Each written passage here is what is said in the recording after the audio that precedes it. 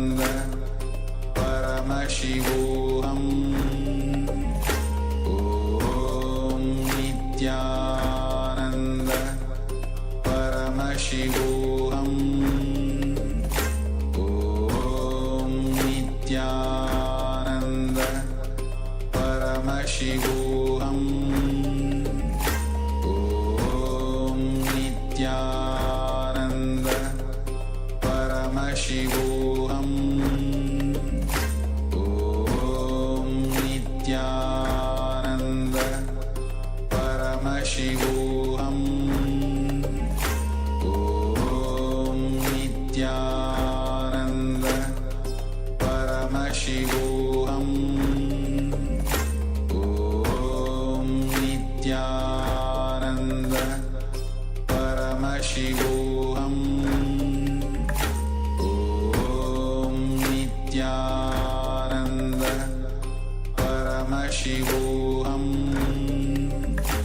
Om Nityananda Paramashivoham. Om Nityananda Paramashivoham. Om Nityananda Paramashivoham. Om Nityananda Paramashivoham. Om Nityananda Paramashivoham. Om Nityananda Paramashivoham.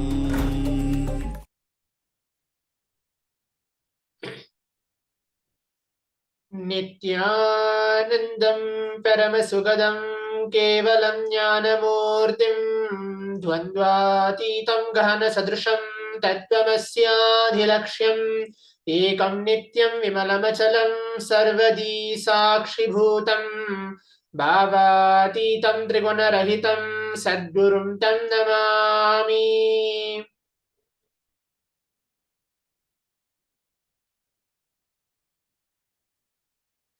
Nityanandam, I welcome each one of you, all the Paramashivoham Level 2 participants. Welcome back. I'll be the Acharya for today, for the next few sessions for all of you. And what are we going to learn today? And how are all the participants today in today's day 20 of the Paramashivoham? I hope all the sessions were exciting and all the participants were having powerful cognitions and power manifestations as well. So throughout the sessions today, if any one of the participants have any doubt or regarding anything that the participants wants to share, you can take a moment also and share what you are experiencing, what is your experience throughout the next few sessions. But before that, what did we learn in the previous session? And what did we all go through?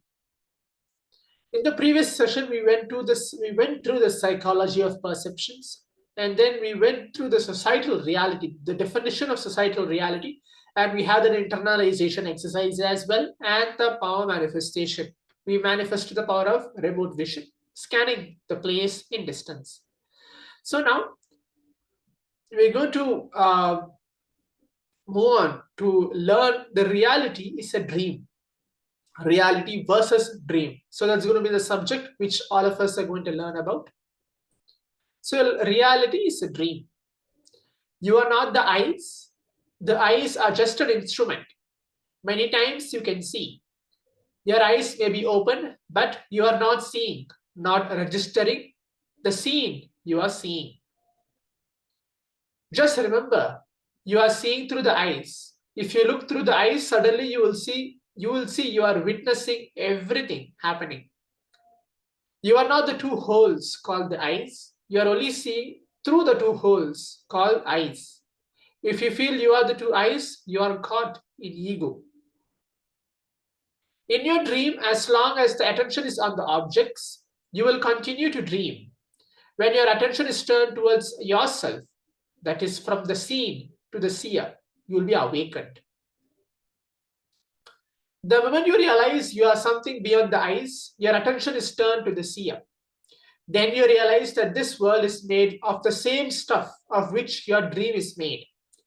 As long as you think you are seeing, the whole attention is on the seen. When you step back and realize you are seeing through the eyes, the whole attention is on the seer. That is innocence. Innocence means having a clear understanding that whatever you see in the outer world is made of the same stuff out of which your dreams are made up of. So these are the steps. The first is getting the idea that what you see is a dream. The next is having the Shakti, the energy to change the dream. The third is the Buddhi, having the intelligence to know that it is a dream and so there is no need to change it. An important truth you should know is that the dreams are made of the same stuff of which this world, waking world, is made of. If you think dreams are ordinary, this world is also ordinary. If you think this world is some kind of reality for you, dreams are also reality. Understanding this will give you the energy to make your dreams into reality, and it will give you that intelligence, the intelligence to understand that whatever you think as reality is nothing but one more dream. So life and death versus waking and sleep. Air and prana. To understand this powerful life transforming truth, we need to understand about this stuff of which the dream world and the world are made up of. We need to know about prana, the life energy that sustains us. Understand the air you breathe is just a vehicle in which the prana comes in and goes out. Prana is a life force, the energy itself. Example, if a truck comes inside this campus and leaves something and goes out, the truck is like the air and the breath. The product that is delivered is prana, the life energy. Constantly the air is going in and leaving the prana inside and the air is coming out. Constantly we are taking the prana through the air. In India, if you attend the Kumbh Mela, the largest spiritual gathering in the world, attended by millions of people, you may have seen the yogis bury their heads totally in the earth for 3 days. They are able to do this because they know how to take the prana into their body directly from the cosmos without the help of the air. As long as you can take the prana through air, you need to breathe through your nose. You need to inhale and exhale. But when you can take the prana directly without the help of air, you don't need to inhale or exhale through the nose. Your body can directly take the prana through the cosmos. So life or death depends on the direction of prana. One more thing, as long as the incoming breath is bringing in more prana and going out as an empty vehicle, your life will be strengthened. If the reverse starts happening, if the air comes with less prana and goes out with more prana, it means death is nearing or the life energy is going towards death. When death nears, just the empty air will enter, but when it goes out, it will go with the prana. That is the reason all the great masters such as Buddha, Shankara, Guru Nanak and Mahavira knew or could sense the prana and they could predict their death. 6 months before their passing away, they were able to see very clearly the prana moving out of their body. There is a beautiful concept in Ayurveda called as a peak age, which is based on this very science of prana. Till a particular age, the person will be receiving more prana through the incoming breath and less prana will be going out through the outgoing breath. The moment the outgoing breath starts carrying more prana than the incoming breath, they know now the person is moving towards death. Prana is a state of waking, dream, and sleep. The prana moves, functions, and stays in the Agnya chakra when you are in the waking state. When you are in the dream state, it moves around your neck, around the Vishuddhi chakra. When you are in deep sleep, it moves around the Anahata chakra, the heart center. That is why you can never fall asleep if your head is erect. You cannot fall asleep unless you relax the head, unless you allow the prana movement to move from the forehead to the heart region. That is the reason why you can't sleep unless you relax your head. Even if you are lying on the bed, even if you keep your head straight and tense, you'll never be able to fall asleep. If you think constantly, your head will be erect and your shoulder will be a stress. The stress in the shoulder and the head being erect are very closely associated. You can see this in your life. When you reach your office in the morning, you don't have to do any work. Just sitting in your chair and thinking about the problems will stress you and you will have shoulder pain. Actually, all the pain and the stress you experience first in the shoulder only. When your shoulder is under stress, the head will never bend, the head will never relax. That is why people who think constantly can neither relax their head nor will they be able to fall asleep.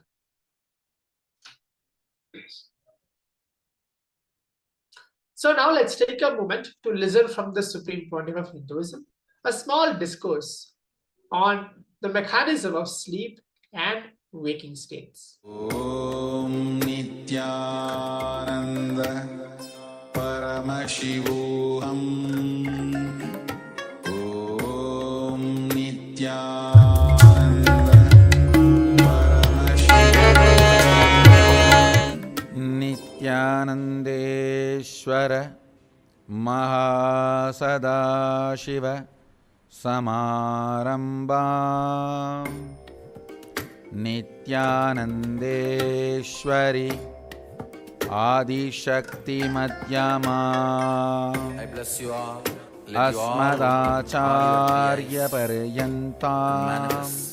The powers of Mahasada Vande Guru Paramparam Paramashivoham. I welcome you all with my love and respect. I welcome all of you with my love and blessings. All the disciples, devotees, satsangis, samajis, Srimahans, Mahans, Tanedars, Yajamans, Sarvanyapeta Yajamans, Kotaris, everyone sitting with us through Nithyananda TV and two-way video conference. I welcome all of you with my love and blessings. I'll continue to expand on this physics, chemistry and biology. Listen carefully. Some things you need to understand about the state of consciousness.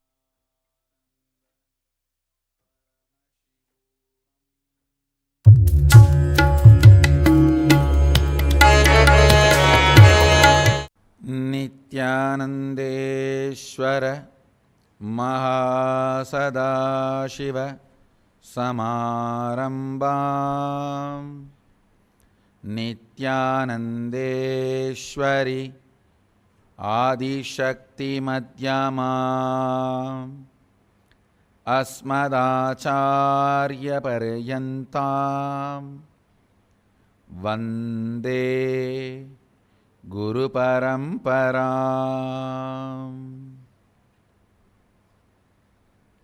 I welcome you all with my love and respects. I welcome all of you with my love and blessings. All the disciples, devotees, satsangis, samajis, Srimahans, Mahans, Tanedars, Yajaman, Sarvanyapeta Yajamans, Kotaris, everyone sitting with us through Nithyananda TV and two-way video conferencing. I welcome all of you with my love and blessings. I'll continue to expand on this physics, chemistry and biology. Listen carefully. Some things you need to understand about the state of consciousness.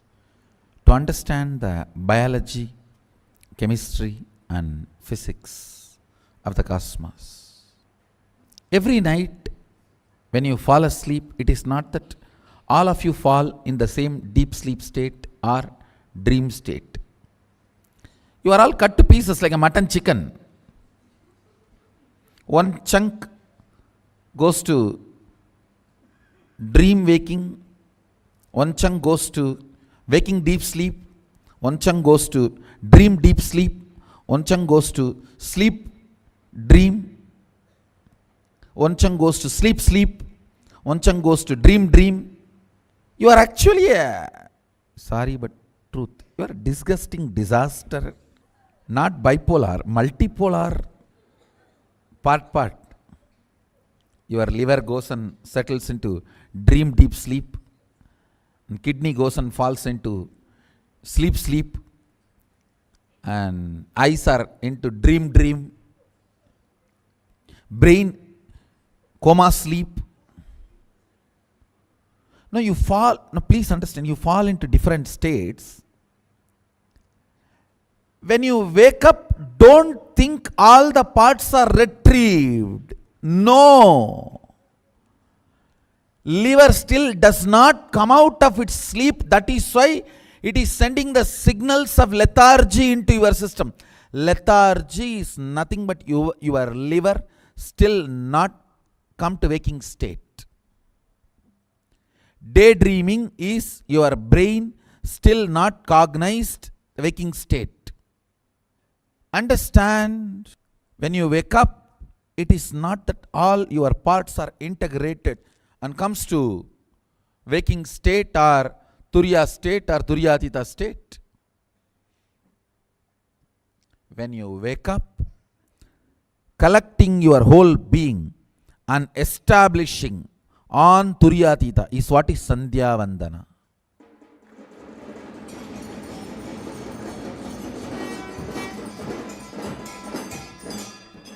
That is what is precisely the science of Sandhya Vandana. Unfortunately, even Brahmins have lost, the born Brahmins have lost being practicing Brahmins. Forget about other three Varnas. The Varna which was dedicated for this purpose itself has stopped doing. That's the most unfortunate thing. We have so many Brahmanas who don't know they are Brahmanas. We have a lot of Brahmins, but they don't know. Many of them really, what Sandhya Vandana? What? I know Sandhya, I know Vandana. Sandhya and Vandana together, which movie? No, I know Sandhya, I know Vandana. Together, they have done any movie? That movie I don't know. If you feel, whole day I am working, but end of the day, if I see I don't know what I have done, listen carefully. If you feel, whole day I am working, but end of the day I don't know what I have done. Neither I feel I have done something, nor others feel I have contributed something. But days passed. It means you have the same sickness. Multiple, disastrous, disgusting. We can create our own word. Homo, soma, coma, ama, bama, boma, memia. Because there is no name for it. Listen. Parts of your body, biology, parts of the chemistry, and parts of your physics happening, still not out of your deep sleep or dream state, or sleep dream or sleep dream sleep, that lower states, when still part of you are stuck in sleep dream, dream sleep, sleep wake, wake sleep, wake dream, in those lower states, you feel whole day I am working. But at the end of the day, neither I am feeling I have done something, nor others are feeling I have contributed something. What is the wrong? Everything is wrong. Still you have not woken up. Fundamental problem is you are out of bed does not mean you are awake. You are just... If you get a chair with a back support,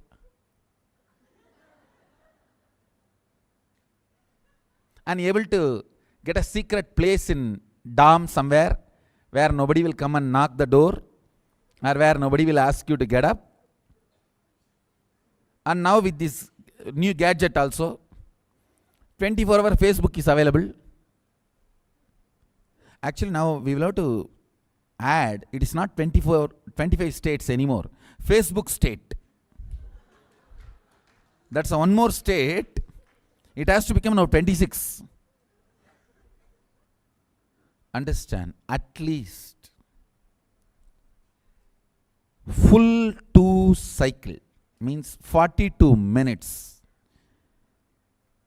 If you are breathing long and keeping your body active through some yoga or jogging, only then actually you wake up. That is why pranayama. Pranayama is to wake up, nothing else. Either you do the long breathing for that 42 minutes through various pranayama technique, or you do this 108 asanas, what we have given newly as Rajashekara Vinyasa Krama. The 108 asanas with the verses. Only then all the parts, bits and pieces which you threw in the night, liver in the deep sleep, kidney in the chutney, and heart in dream state, brain in dream state, eyes in sleep dream state, wherever you are dropped, you are dumped. All of them need to be collected. You need to wake up. You need to wake up. Only then I can train you. I cannot help you if you are sleeping. See, Kavi is alive. It's the space where you feel like power manifestation. So you can make that Kavi into power manifestation. Instead of alive, power manifestation. You feel like you will manifest powers and you will start manifesting. Please listen. I don't want to know what mood you are in. Let me be very clear. Only what clicks you are getting, put it in the Facebook, I'll see. I don't want to see your depressed mood. So whatever clicks you are getting, that you can upload it in the Facebook. And I have one more announcement.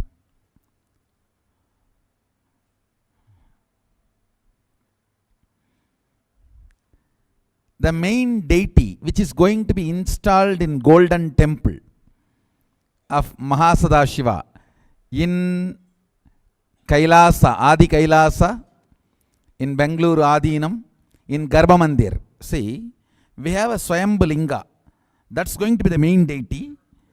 Just behind the Swayambhu Linga, the form of Mahasadashiva is going to be installed, made in pure gold.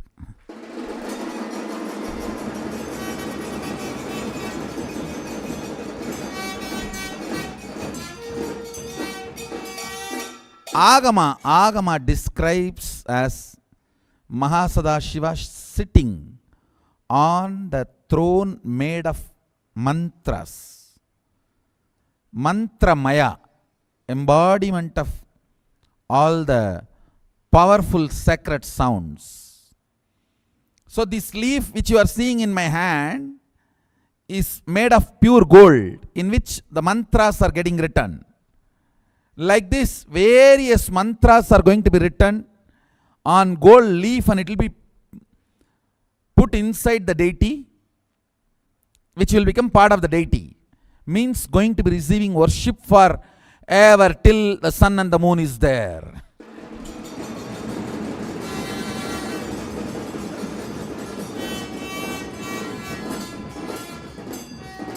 I am opening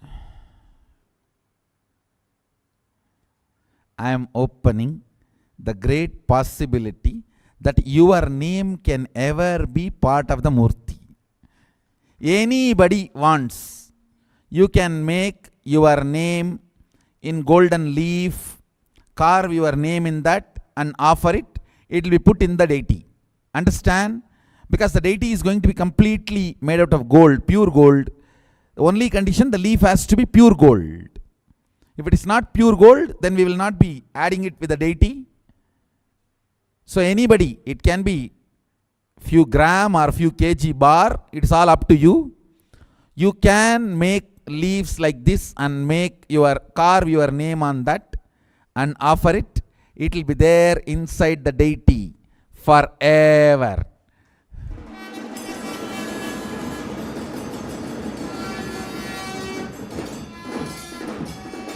So from today, we are collecting. Maybe you have only 30 days more, because within 30 days, we are going to be doing the molding work. Now the wax model is going on in the temple. Within 30 days, anybody sends your name carved in gold. It can be few gram leaf or few kg bar. It's up to you. It will be added into the deity. It will be there forever.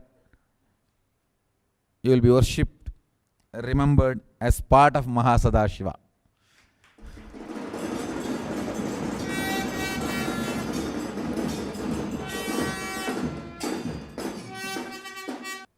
I bless you all. Let's all radiate with integrity, authenticity, responsibility, enriching, causing, living Shuddhadvaita Shaivam, Mahasadashivoham, the eternal bliss, Nithyananda. Thank you. Be blissful.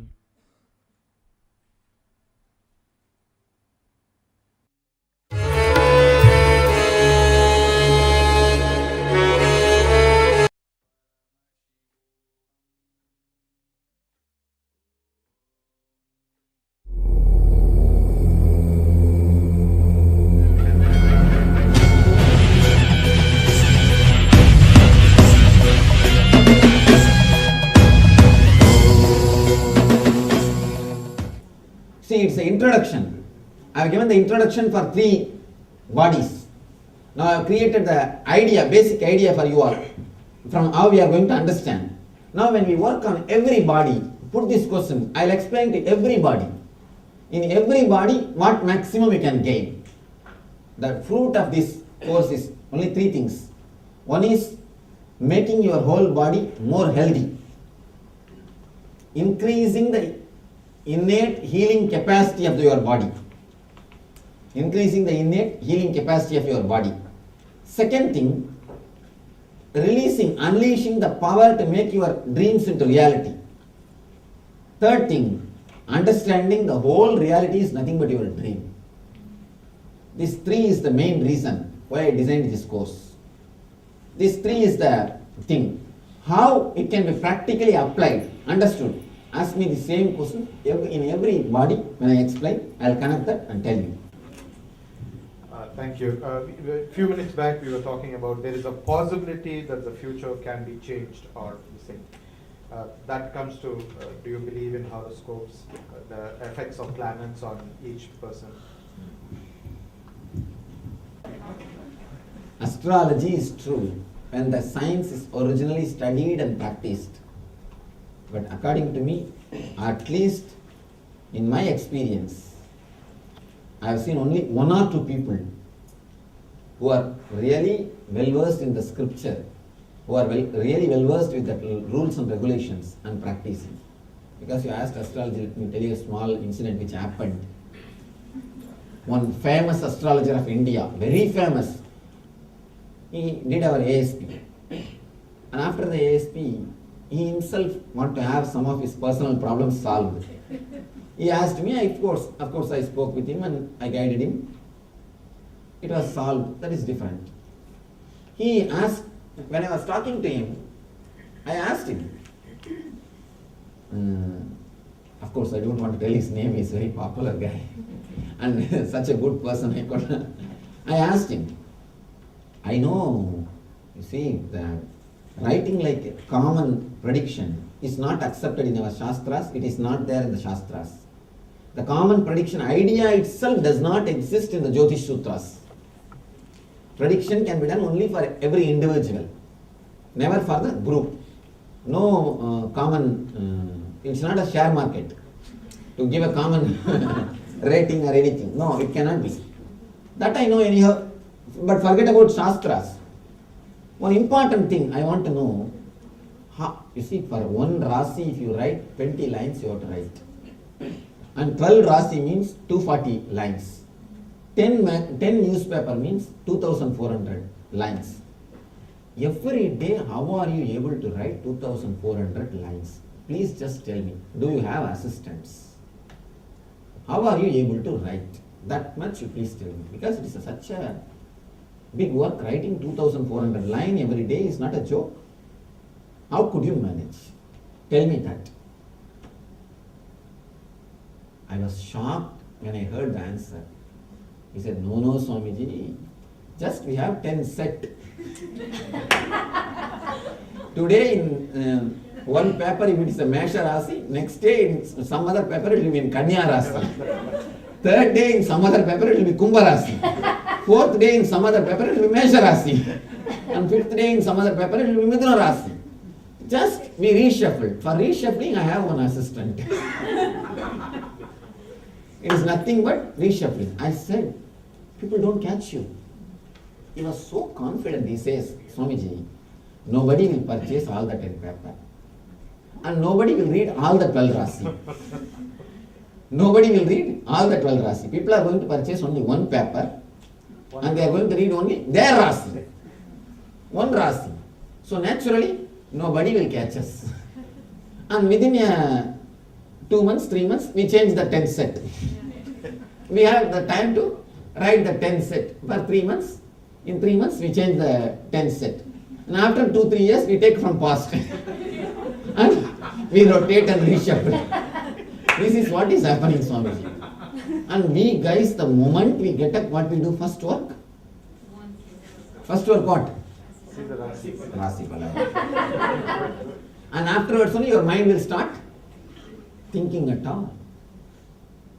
Astrology is a true science, authentic science. What is your opinion on the Nadi Joseph from Is it true? True and false. True as far as few intuitions concerned. They can hold the shaft and see the past, but not the future.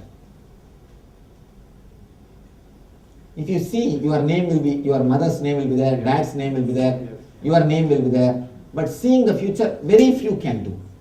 To see the future, you need intuition. To see the past, you don't need intuition. To see the future, you need intuition. You need a little bit of capacity to hold the time shaft for a few more minutes. If you have the capacity to hold the time shaft, only then you can see the future. If you have the capacity to hold the time shaft, you can see Nadi. And let me tell you a small incident which happened in my own life. When I was 14, I went to Vaidishwaran. They took me the house pilgrimage, the family pilgrimage. Generally, when you go for Nadi, they take your fingerprint, and then they will read by the time it ends, it will give 10,000 rupees expense for you. The Nadi will read such a way that give this, give that to the person who reads and all those things. And this is the way usually the Nadi will go. You will be surprised the moment they took my fingerprint and went inside. That person, very elderly person, he came out with a big basket of fruits and flower, everything. And he said, this is the horoscope, this is a Nadi of a sannyasi. I was a 14-year-old boy. This is a Nadi of a sannyasi. And he's a great, the spiritual person. If this Nadi comes, not only we are not supposed to read, we are supposed to offer whatever today we made. And you know the honesty of the person, he offered the whole thing. And my family was seeing, all the money came back. Whatever money they gave, the whole thing was given back. The whole thing was brought. And you will be surprised. He said very clearly. And then my mom asked. My mother naturally, the pain, oh, can't we stop? Can't we do some dosha parigara and all those things? Immediately he said, if you try to stop, you will die. If you try to stop, you will die. Then, of course, that is the end of their trying to stop. That is different. But so clearly he was able to tell. When there is an intuition, there is every possibility. But the problem is how long you are able to hold the present moment. And one thing I have seen, whenever you get the capacity to hold the present, you never spend the energy in predicting the future. You spend it in correcting the future.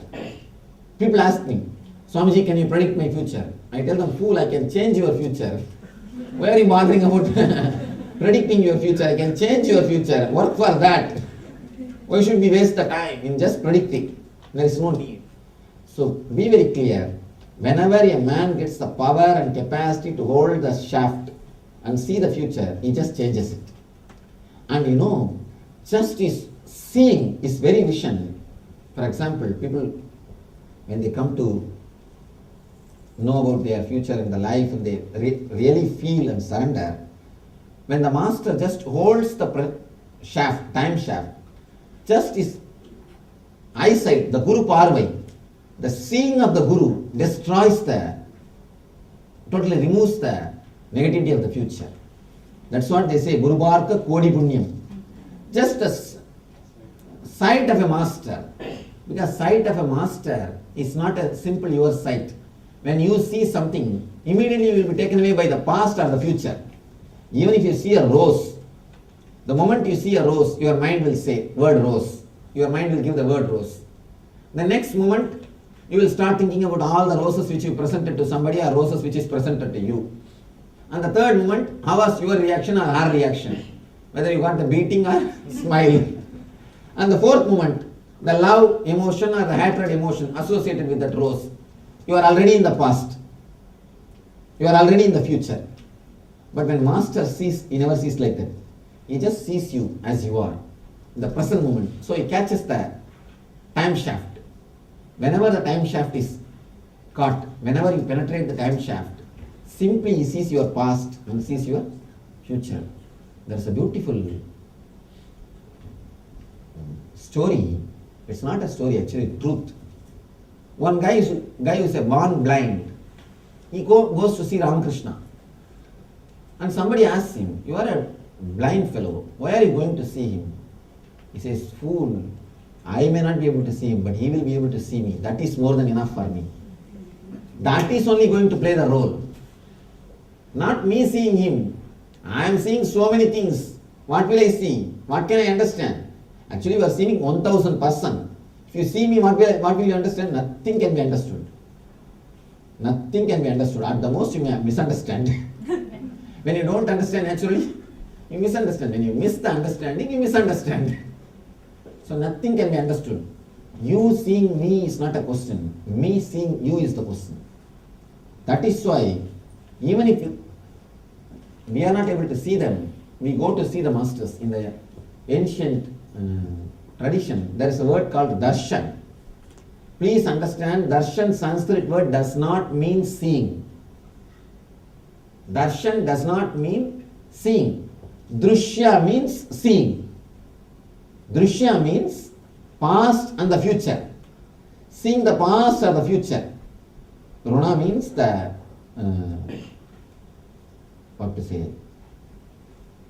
the moments. Moments are the achievements. Runa, whether you have Runa or not, they say. The Runa is the root. The achievements are the moments. Drishya means seeing the moments. So whatever you are doing is Drishya. Darshana means stopping the moment and seeing. Penetrating. The word penetrating, maybe penetrating into the time shaft is the right translation for Darshana. When Master sees, he just penetrates you. He just penetrates you. And the very penetrating is a big help to remove the future, to clear the future, to help the future. That is why so much of importance is given to go and see the living masters, and to go and touch the living masters, to go and feel the living masters, to go and be in their presence, all these things. Only when you deeply understand, all these subtle concepts can be realized. That is the problem. It needs understanding.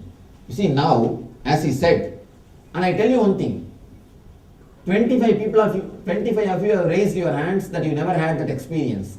I promise you had. You have only forgotten. You don't have so much of introvertness to recognize it and record it, that's all.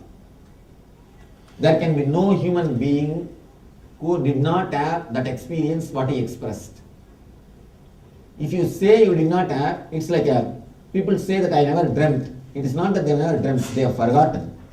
When the altered consciousness happens, you forget what has happened there.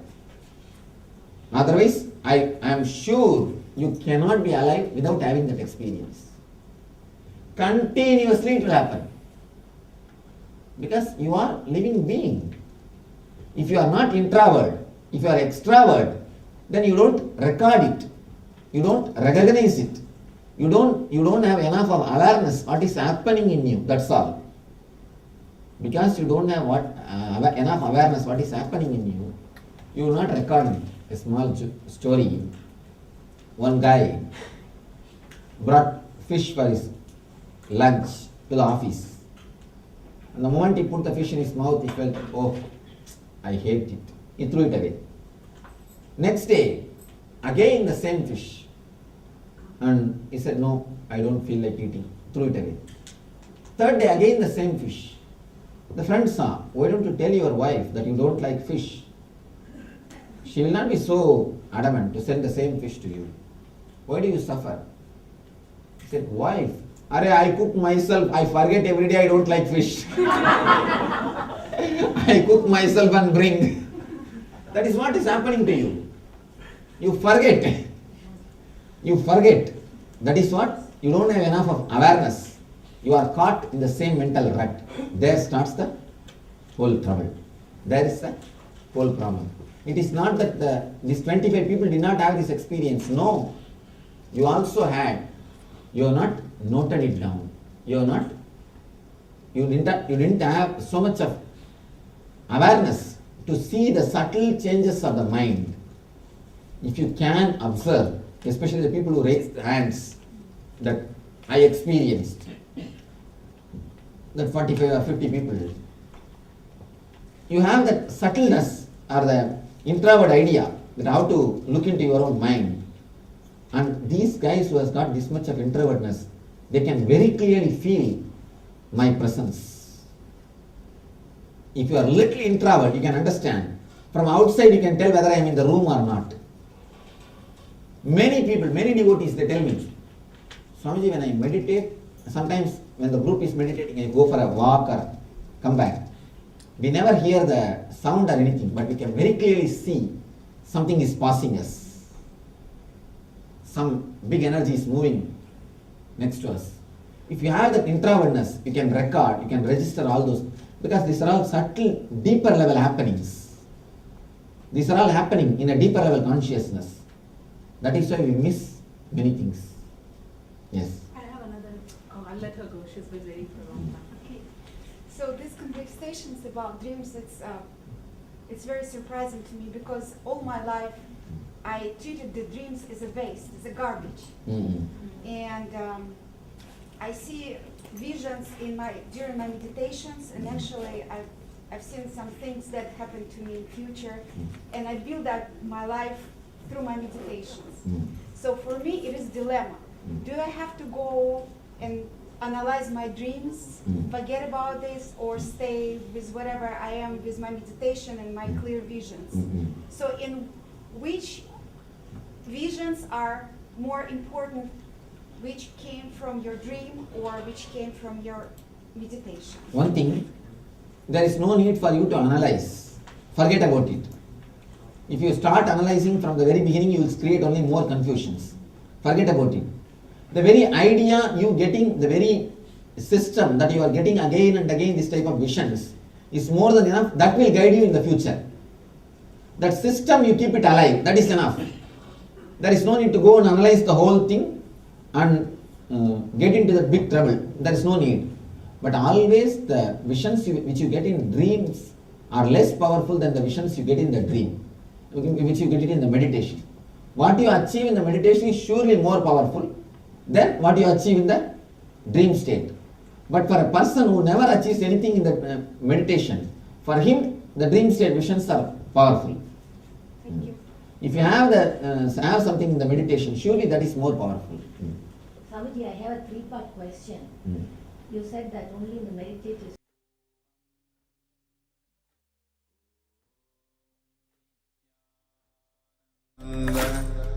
Paramashivoham Om Nityananda Paramashivoham Om Nityananda Paramashivoham. Yes, so as we heard directly from the Supreme Pontiff of Hinduism, now let's move on to the short internalization exercise, infusing our body with the prana, life energy. We're going to do the third eye meditation. Keep your restful awareness on your third eye, the energy center between the eyebrows. Just visualizing Swamiji. And then chant the Mahavakya, which is going to get played as well. Om Nityananda Paramashivoham Om Nityananda Paramashivoham Om Nityananda Paramashivoham.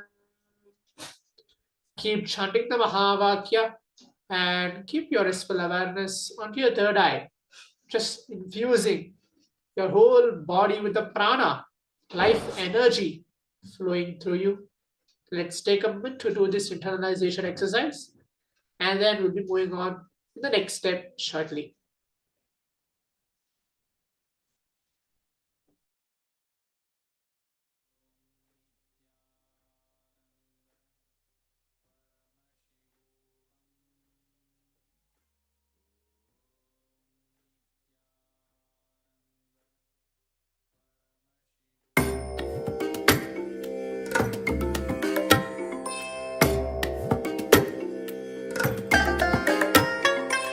I bless you all.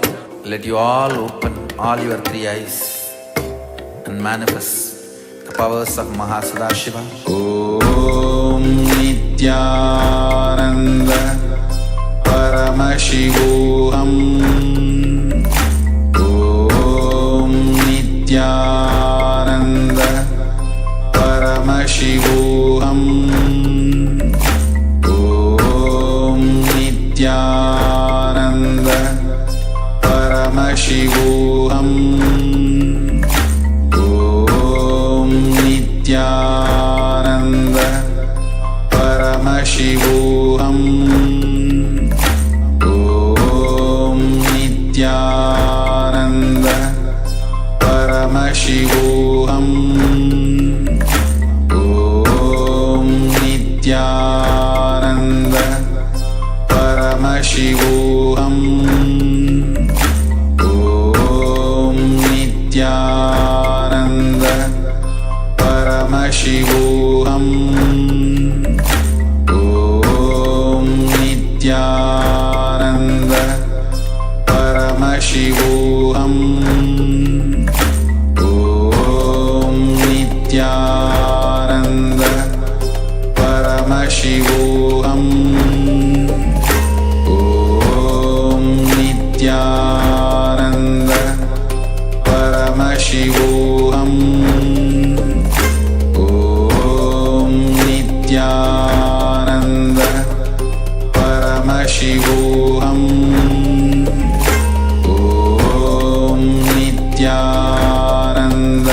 Nityananda Paramashivoham Om Nityananda Paramashivoham